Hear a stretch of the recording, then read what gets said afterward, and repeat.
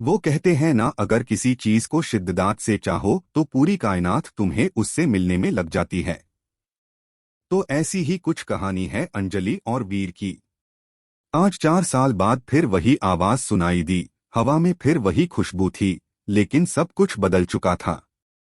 उससे देख के ऐसा लगा मानो जिंदगी मुझसे बोल रही है, तू अभी जिंदा है, तू अब भी ख्वाब देख सकता है, तू अकेला नहीं है। अब लेकिन फिर भी मन में कहीं डर था कि कहीं ये सपना तो नहीं है जो आंख खुलते ही टूट जाएगा। मन में हजार सवाल चल रहे थे कि तभी वो सामने आंख बोली, हाय कैसे हो। मैं तो उससे बस देखता ही रह गया। वो फिर बोली, हेलो कैसे हो, कुछ बोलो। मैं हड़बड़ाहट में बोला, मैं ठीक ही हूँ, तुम जैसी हो। वो बोली, ठीक हूँ।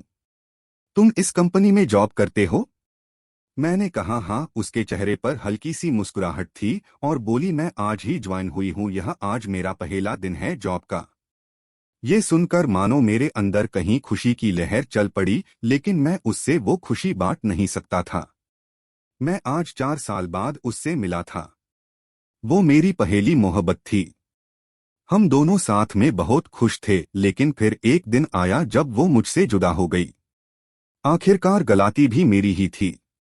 असल में वो मुझे छोड़ के नहीं गई थी, मैंने ही कुछ गलत कर दिया था उसके साथ। मैं ही बहक गया था किसी और के लिए। और लेकिन वो कहते हैं ना, प्यार अगर सच्चा हो तो बुरे से बुरा इंसान को बदल देता है।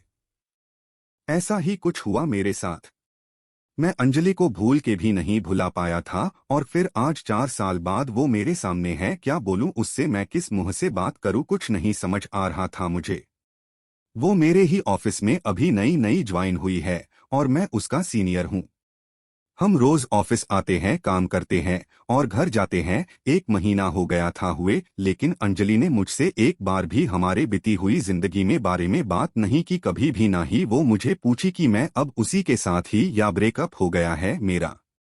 एक दिन जब शाम ऑफिस से निकलने का टाइम हुआ तो बहुत बारिश हो रही थी और मेरे पास छता नहीं था कि मैं बस स्टैंड तक भी जा सकूं थी। मैं ऑफिस में ही वेट कर रहा था बारिश रुकने के लिए। तभी अंजलि ऑफिस से निकल रही थी और मुझे बैठा देखकर पूछी, तुम्हें घर नहीं जाना? तो मैंने कहा घर तो जाना है, लेकिन मैं आज छता नहीं लाया और बाहर बहुत बारिश हो रही है, इसलिए वेट कर रहा हूँ रुकने के लिए।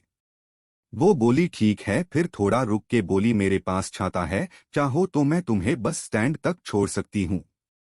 मैंने बिना कोई सोच विचार किए जा कह दिया और जल्दी से सब सामान रख के उसके साथ ऑफिस से निकला।